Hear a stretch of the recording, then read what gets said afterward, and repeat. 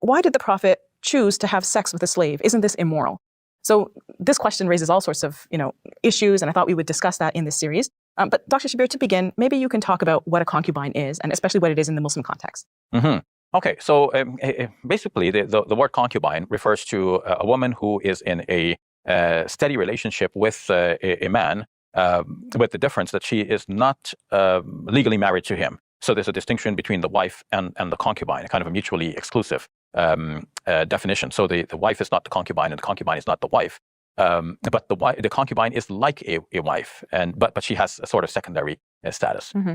So, Dr. Shabir, in your mind, what sort of questions does this raise? The person who's asking the question, obviously finds this really problematic, and in fact, he has said that his friends are also raising this question with him. So, I think it raises questions about the Prophet Muhammad, right? Was he engaging in immoral behavior? And if we're following him, then what does it mean for us, right?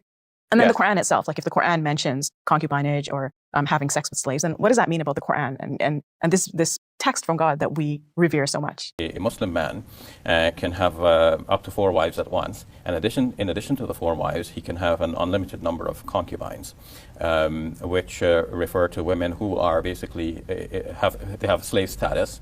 When they are owned by her master, a woman owned by her master has to freely give herself to the master. The master has the right to have sexual relations with her as though she were one of his wives. And does consent play into this at all, or can we? The understanding is that by virtue of the fact that she's owned, she does not have the right to consent, or to withhold herself from her master.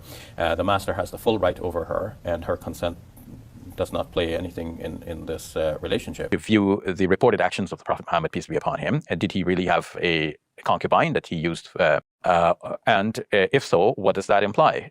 Does that mean that we have to follow him in everything that he did? Or might we say that there are some things that he did as a human being who lived a long time ago, and he acted as a morally upright person and one of the best exemplars for his time and place? Or might we say that he is an example for all time to follow, even in all of these minor details?